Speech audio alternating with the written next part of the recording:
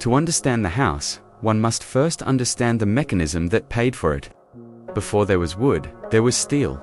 Before there was the endless labyrinth of hallways in San Jose, there was the cold, cylindrical finality of the .44 to 40 centerfire cartridge.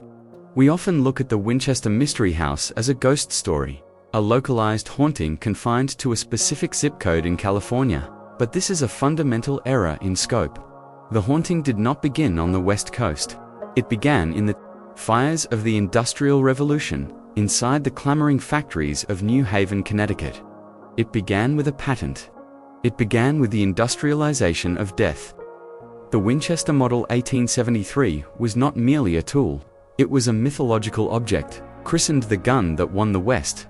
But winning, in the context of empire and expansion, is a sanitized euphemism for erasure.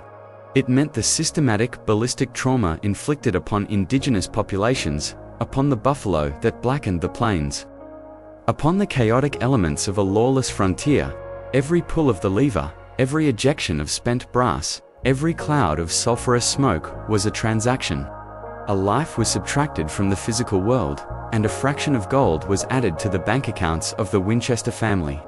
It is here, in this bloody arithmetic, that our protagonist, Sarah Lockwood Pardee, found herself entrapped. She was not a soldier. She was not a general. She was a woman of diminutive stature, barely 4 feet 10 inches tall, possessed of a brilliant mind and a musical soul. Yet she sat at the delta of a river of blood money that flowed backward from the violent frontiers directly into her parlor. Sarah was born in 1839 into the velvet-draped comfort of the upper class.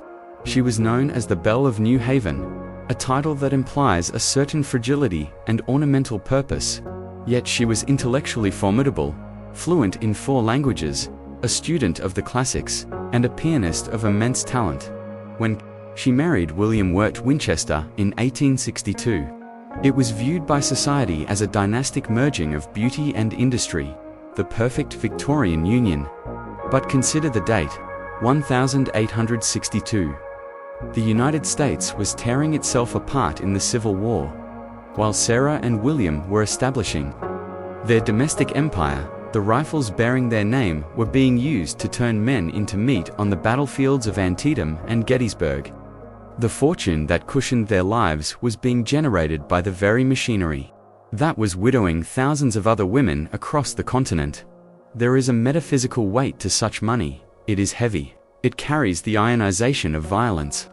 One must wonder if Sarah, sensitive and perceptive, felt the vibration of this carnage in the silver spoons she held, or in the silk of the dresses she wore.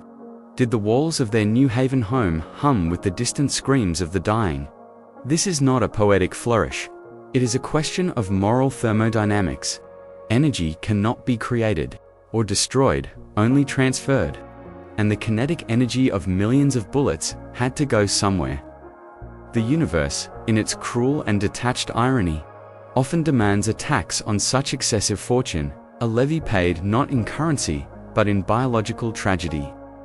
The first collection of this debt occurred on July 25, 1866. Sarah gave birth to a daughter, Annie Pardee Winchester. For a brief luminous moment, the darkness of the war and the industrial grime of the business were pushed back by the pristine light of new life. But Annie was not long for this world. She was struck by a condition known then as The word itself is horrific, derived from the Greek marasmus, meaning decay. In modern medical parlance, we would call it severe protein-calorie malnutrition, a metabolic failure where the body, unable to process nutrients, begins to consume itself. It is a slow, agonizing wasting away. Imagine the physiological horror of a mother watching her infant shrink day by day, the skin becoming loose and translucent, the eyes sinking into the skull, staring out with a haunting, ancient wisdom that no child should possess. The silence of the nursery becomes a physical weight, heavier than lead. Sarah watched the light fade from her daughter's eyes, holding a child who was quite literally evaporating in her arms. When Annie died, 40 days after her birth, something in Sarah's mind fractured. It was a clean break, a snap in the psyche that would never fully heal. She fell into a Catatonic depression, a shadow realm where she hovered for nearly a decade. She retreated into herself. The belle of New Haven, replaced by a ghost in mourning weeds, drifting through rooms that felt too large, too quiet, too empty. But the fates were not finished with the House of Winchester. The mechanism of tragedy had only fired its first chamber. In 1881, the second blow landed. Her husband, William, the heir to the rifle empire, fell ill. It was not a sudden accident, but another slow, consuming horror: tuberculosis, the White Plague. In the 19th century, consumption was the romanticized reaper, but the reality was visceral and terrifying. It is a bacterial invasion of the lungs, a colonization of the breath. Watch as the vibrant, powerful industrialist is reduced to a feverish, coughing skeleton. The sound of the consumptive cough is distinctive wet, rattling, a sound of drowning on dry land. For weeks, Sarah sat by his bedside, the smell of sickness permeating the heavy curtains, the metallic scent of blood on handkerchiefs, mixing with the medicinal odors of camphor and laudanum. She watched the man she loved, the anchor of her reality, disintegrate. When he died, Sarah was 41 years old. In the span of 15 years, the two pillars of her existence, the future represented by her child and the present represented by her husband, were pulverized. She was left entirely alone. But she was not just alone. She was arguably one of the wealthiest women in the world. She inherited a 50% stake in the Winchester Repeating Arms Company. Her inheritance was $20 million. In today's currency, that is over $500 million.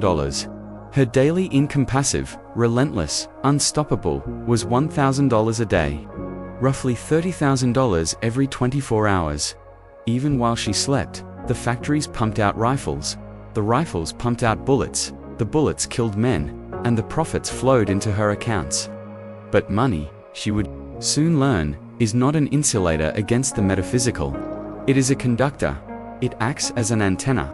Sarah began to feel that she was not merely grieving, but that she was being hunted. The sheer magnitude of her loss could not be explained by bad luck. It felt targeted. It felt judicial. In the depths of her despair, Sarah sought answers where the rational world offered none. She turned to spiritualism. We must contextually understand this movement. In the wake of the Civil War, America was a nation of mourners. Almost everyone had lost someone. The veil between the living and the dead felt thin, porous, torn by the sheer volume of souls passing through it. Spiritualism was not a fringe cult. It was a desperate coping mechanism for a traumatized populace. It was in this atmosphere of dimly lit parlors, floating trumpets, and automatic writing that Sarah sought a consultation. Legend tells us she traveled to Boston to meet a medium, a conduit to the other side. Whether this person was a charlatan preying on a wealthy widow, or a genuine sensitive picking up on Sarah's psychic distress, is irrelevant. The outcome was the same. The diagnosis was delivered with the weight of a Supreme Court verdict. The medium told her what she had already begun to suspect in the darkest corners of her insomnia. The family was cursed. The spirits of those killed by the Winchester rifle, the Confederate soldiers, the Union conscripts, the Native American warriors, the victims of frontier shootouts were seeking vengeance. Blood calls to blood. They had taken her daughter. They had taken her husband. And now, they were coming for her. The logic was terrifyingly simple. You cannot profit from death on an industrial scale without incurring a spiritual debt. The bill had come due. But the medium offered a loophole, a bizarre clause in the contract of the damned. To appease these angry spirits, to confuse them, to keep them at bay, she had to go west, the medium reportedly said. Build a house. But not just a home. You must build a structure that never ceases. As long as the hammers ring, you will live. As long as the saws cut, the demons are kept at bay. Stop, and you die. Consider the psychology of this command. It weaponized Sarah's grief and turned it into a construction project. It gave her a task. It gave her agency in a world where she had been helpless. She packed her trunks. She shrouded her face in a heavy, dark veil that she would rarely lift for the Rest of her life, a physical barrier between her and the world of the living. She boarded the train for California, leaving behind the gray skies of New Haven for the Santa Clara Valley. But she wasn't just moving, she was fleeing. She was a fugitive, running from an army of ghosts that only she could see, carrying a war chest of blood money to fund her defense. Imagine that train ride across the continent. The rhythmic clattering of the wheels on the tracks, clack clack clack clack sounding, suspiciously like the racking of a lever-action rifle. Looking out the window as the lush green of the east gave way to the flat plains, and eventually the golden, dusty hills of the west. Every mile she traveled was a mile through the graveyard her family's weapons had helped create. She was traveling through the crime scene to build her sanctuary. She arrived in San Jose in 1884. It was a different world than agricultural, open, smelling of apricots and drying hay. She found an unfinished, atrium farmhouse on 161 acres of land. It was modest, it was simple, it was the seed. When she signed the deed, she wasn't just buying property, she was buying a canvas for her madness. She hired carpenters, she hired masons, she hired gardeners, and she gave the order that would define the rest of her life: start working, and don't stop, not ever. This is the moment the atmosphere shifted. The silence of the farmhouse was replaced by a cacophony that would last for 38 years. The sound of the hammer striking the nail became the heartbeat of the estate. But this was not normal construction. There were no blueprints. There was no master architect sitting in a drafting room planning the flow of the foyer into the parlor. There was only Sarah. Sarah, small and veiled, suffering from crippling rheumatoid arthritis that twisted her hands and feet, walking the grounds like a wraith. She would sketch on napkins. She would draw on the back of envelopes. She would point a trembling finger at a wall and say, "Add a room here, put a window there, build a staircase here," and the men built. They were paid. Well, doubled the going rate, so they didn't ask questions. If the widow wanted a staircase that led directly into a solid ceiling, they built it. If she wanted a chimney that stopped a foot short of the roof, rendering it useless, they built it. If she wanted a door on the second floor that opened into thin air, a sheer drop to the garden below, they hung the frame and polished the knob. The house began to metastasize. It grew like a biological organism, like a tumor made of redwood and stained glass. It spread outward, consuming the garden. It spread upward, consuming the sky. It wasn't architecture. It was accretion. It was a physical manifestation of a mind trying to outrun a haunting through the sheer complexity of space. The why of these oddities is where the story descends into the true deep dive. Standard tours will tell you she was just crazy, but look closer. Look at the staircase to nowhere. It is not just a mistake. It is a tactical maneuver against the supernatural. The law of the time suggested that spirits, while able to pass through walls, were confused by complex geometry. They could be trapped in loops. A ghost ascending a staircase expects to reach a landing. If it hits a ceiling, it is baffled, stalled. Sarah was building a spirit trap. She was creating a labyrinth to confuse the entities that whispered in her ears. At night, she was trying to hack the code of the afterlife, using carpentry as her programming language. Let us pause and consider the sensory experience of living in this construction site. For 38 years, 24 hours a day, 7 days a week, the noise never ceased. Shifts of workers rotated in and out. The banging, the sawing, the shouting. Most people would go insane from the noise alone. For Sarah, the noise was the only thing that kept her sane. The silence was the enemy. Silence was the vacuum into which the spirits poured. The industrial clamor was a shield, a wall of sound that drowned out the memories of her daughter's gasping breath and her husband's rattling cough. But beneath the noise, there was a profound, suffocating loneliness. Sarah withdrew from society completely. She was the witch of San Jose, the eccentric widow, the mystery. She had no visitors, she had no friends. Her only companions were the servants, the workmen, and the invisible legion she was trying to appease. She began to sleep in a different room every night. She would rotate through the house, never settling, a moving target. Imagine the paranoia required to live like that in your own home. To be a refugee in your own palace. To lie awake in a strange bed, in a room you just had built yesterday, listening to the wind rattle, the windows that might look into another room, or into a wall, or into the void, and wondering if they had found you yet. The house was not just a defense, it was a confession. It was a monument to guilt. Every Tiffany stained glass window, some costing vast fortunes. Designed with spiderwebs, and the repetition of the number 13 was a penance. She was beautifying her prison. She was trying to buy forgiveness with aesthetic perfection. The number 13 became a recurring motif, a compulsive sigil woven into the fabric of the building. 13 bathrooms. Windows with 13 panes. 13 hooks in the seance room, modified to hold 13 candles.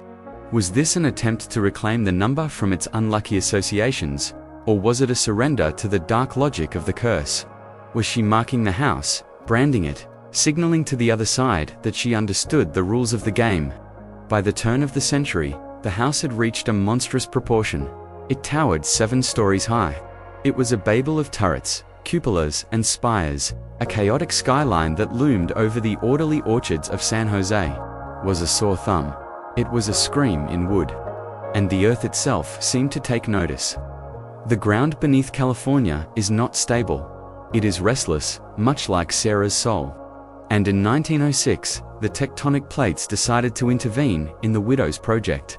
But that cataclysm, and the devastation it brought, belongs to the next chapter of this descent. For now, we leave Sarah in the late 19th century, standing in the center of her growing labyrinth, the smell of sawdust and sawdust in the air, the sound of hammers ringing like church bells, a tiny figure in black holding the line against the encroaching dark. She has built the trap, but she does not yet know that she is the one caught inside it. Part 2.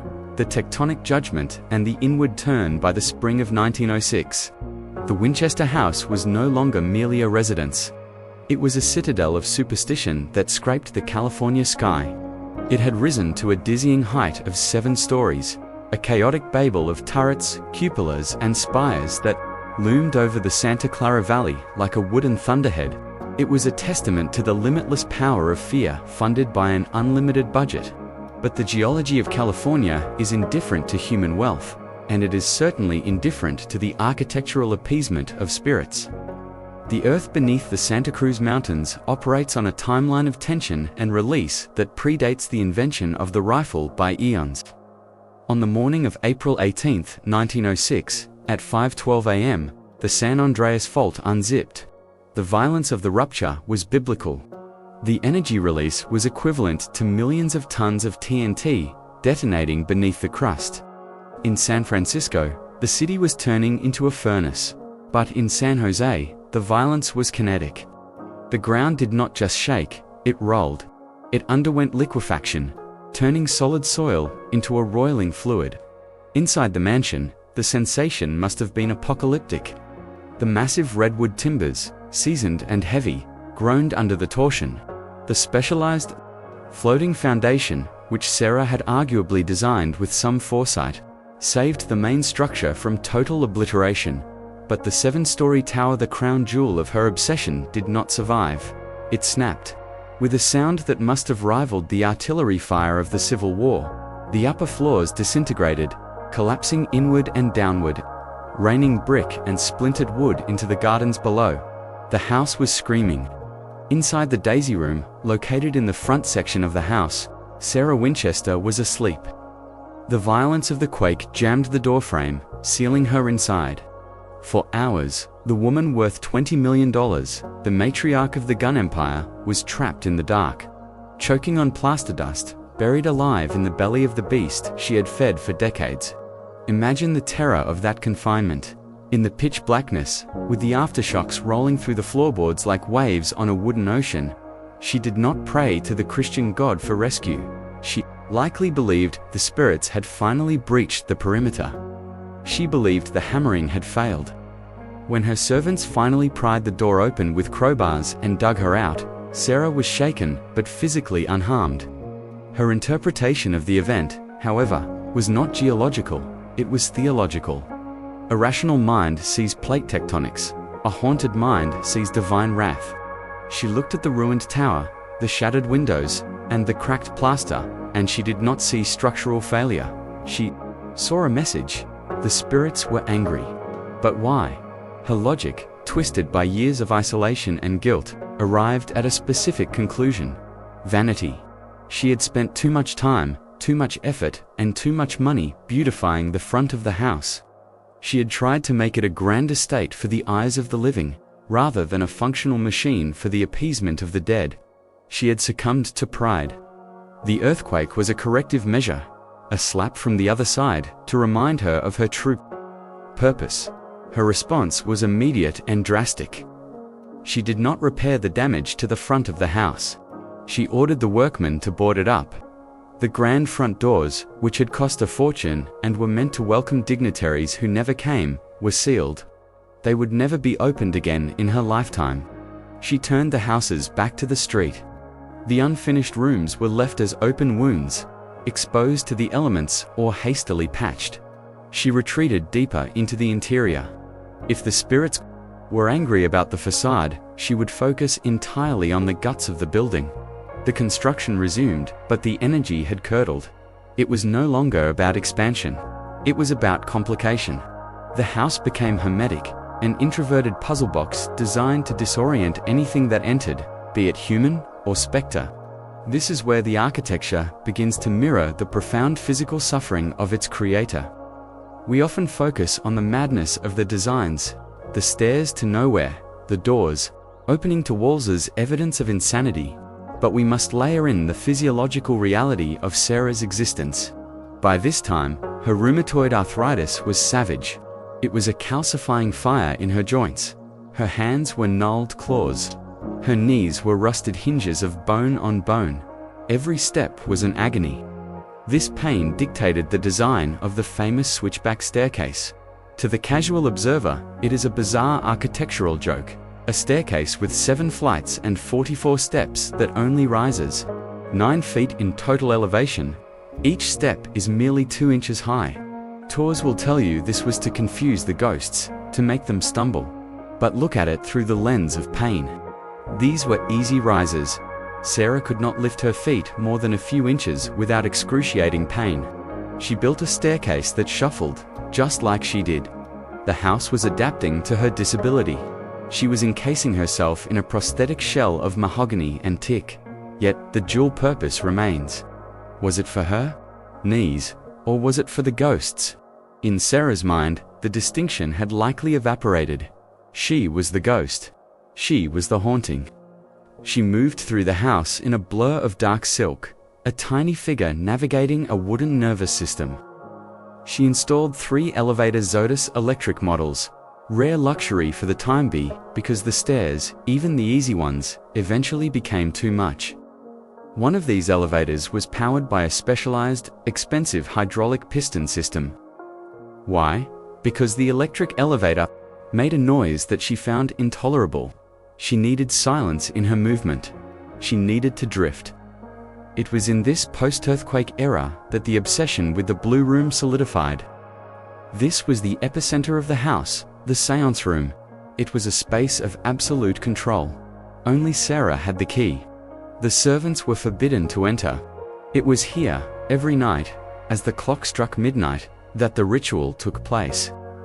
The room is acoustically peculiar, likely by design. It concentrates sound in certain pockets while swallowing it in others. Sarah would enter, locking the door behind her, a door that, if you believe the reports, she would sometimes exit by walking through a wall, or, rather, a hidden panel that allowed her to vanish from the room without opening the main entrance. Inside, she wore one of 13 special colored robes. She would sit at a table, surrounded by the silence she had purchased at such a high cost, and wait. For what? Instructions. The blueprints for the next day's work were not drawn by architects. They were allegedly dictated by the spirits in this room. Build a cupola here. Tear down that wall. Seal off that room. The randomness of the construction was not random. It was a transcription of chaos. She was writing a novel where the words were rooms and the punctuation marks were windows. Some theorized she was using a planchette, a Ouija board, or automatic writing. Others suggest she simply sat in the dark, listening to the house settle, interpreting the creaks and groans of the timber as voices from the grave. Sarah... The wood would groan as the temperature dropped. Sarah... double quotes, the wind would whistle through the unsealed eaves. In this room, there were no mirrors. Mirrors were forbidden. The law suggests that spirits despise their own reflection, or perhaps that mirrors act as portals that can be used by the dead to enter the world of the living uninvited. Or, perhaps more tragically, Sarah simply could not bear to look at herself. She could not bear to see the aging, pain-racked woman who had outlived her child and her husband. The woman who was spending a fortune to build a mausoleum for a life she wasn't living. The Blue Room was a space of projection, not reflection.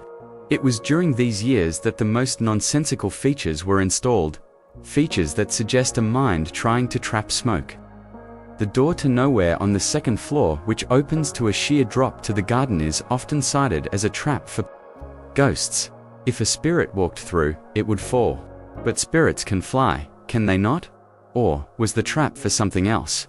Was it a constant, subconscious temptation for Sarah herself? A quick way out of the pain. We see the witch's cap, a conical ceiling that acts as a perfect echo chamber. If you stand in the center and speak, the sound reverberates directly back into your own skull. Was she trying to amplify the whispers? The workforce became her congregation. At its peak, she had nearly 20 servants and a rotating army of carpenters and gardeners. They lived on the estate. They raised their families in the shadow of the constant hammering.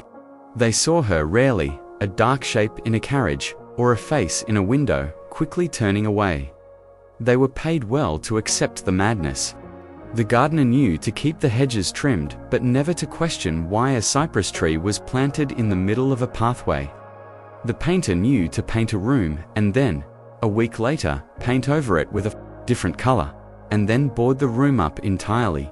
It was an economy of absurdity. The logic of capitalism, efficiency, utility, profit, was inverted. The goal was inefficiency. The goal was waste, because waste meant time, and time was the only currency Sarah cared about. She was buying minutes of life with hours of labor. This brings us to a critical interrogation of the human condition, one that I want you to consider deeply. We look at Sarah Winchester, and we see a crazy woman, but is she so different from the modern condition? We build our own fortresses. We surround ourselves with noise, digital noise, social media scrolling, the ceaseless stream of content to drown out the silence where our own ghosts live. We buy things we don't need to fill voids that cannot be filled. We renovate our lives, changing the facade, hoping that if we change the outside enough, the inside will stop hurting. I want you to pause and ask yourself, do you believe that an environment can drive a person mad, or does a mad person infect their environment? Was the house a product of Sarah's delusion, or did the isolation of the house create the delusion? And more importantly, do objects retain the energy of their history? Can a rifle or a house be truly cursed, or is the curse entirely in the mind of the beholder? Leave your analysis in the comments below. I read the darkness, you're right.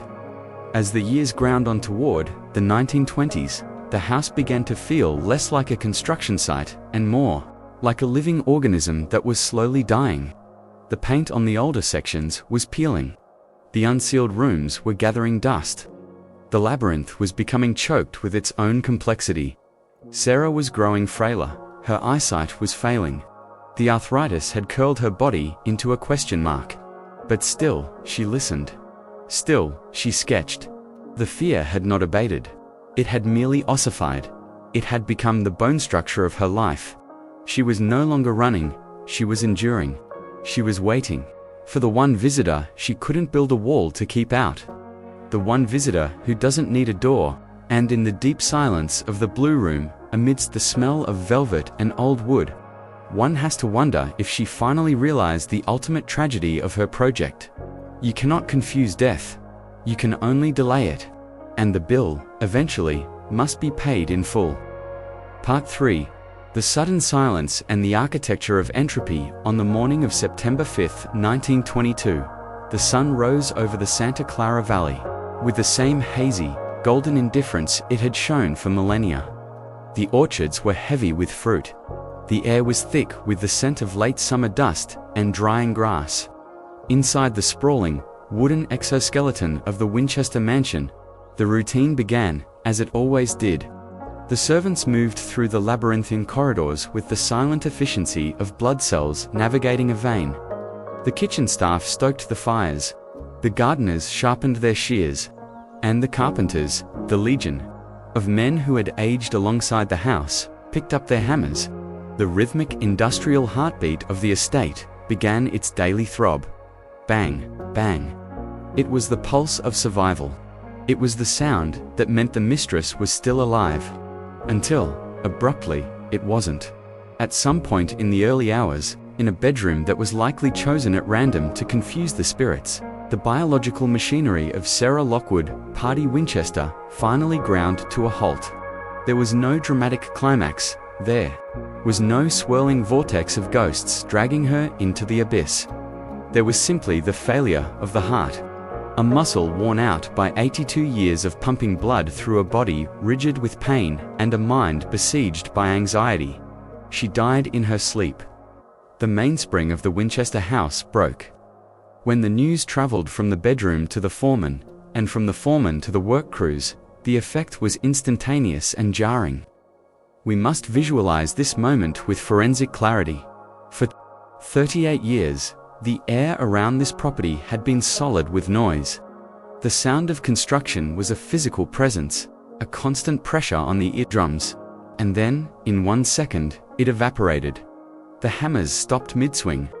The saws were pulled back from the timber, leaving jagged, unfinished cuts. The nails were left half-driven into the redwood, protruding like metal stubble. The silence that rushed in to fill the void must have been deafening. It was not a peaceful silence. It was a vacuum. It was the shock of a chaotic system suddenly losing its energy source. The workers, some of whom had spent their entire adult lives building rooms that would never be used, put down their tools, wiped the sweat from their brows, and walked off the job. They knew the money had stopped. The spell was broken. They left the house exactly as it was, a sentence interrupted in the middle of a word.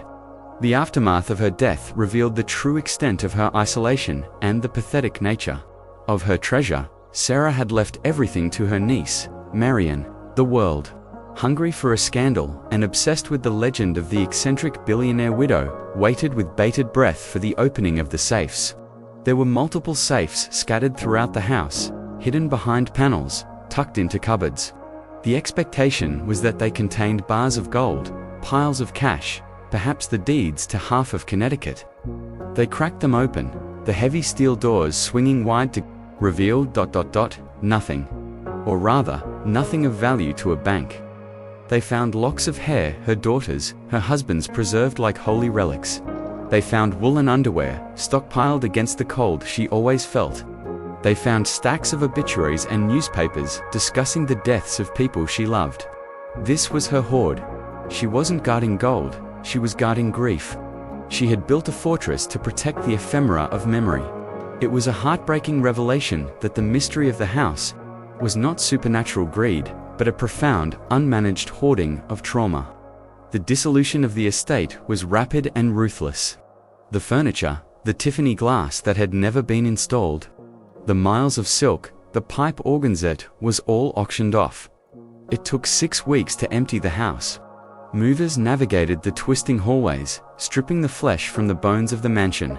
Once the contents were gone, the house itself was sold. It went for a pittance, roughly $135,000, a fraction of the millions Sarah had poured into it. The land was subdivided. The house was left as a hollow shell, a wooden carcass, stripped of its spirit. But capitalism, much like the ghosts Sarah feared, is a force that recycles everything. The house was almost immediately turned into a tourist attraction. This is the final dark irony of the Winchester legacy. Sarah built the house to keep people and spirits out. She designed it to be impenetrable, confusing, a place of solitude. Today, millions of Tourists pay to walk through her bedroom. They stomp through the holes she crept through. They take flash photographs in the seance room where she sought silence. The house has become exactly what she hated, a spectacle. The Mystery House is now a brand, a logo on a keychain, a backdrop for selfies. We have commodified her madness. We have turned her tragedy into an amusement park. When you walk through those halls, listening to the scripted jokes of the tour guides about the crazy lady and her goofy stares, you are participating in the final violation of her privacy. You are the haunting she was afraid of. But let us step back and look at the structure one last time, not as a tourist attraction, but as a philosophical artifact. The Winchester Mystery House is the perfect architectural representation of the American condition. It is built on a foundation of gun violence.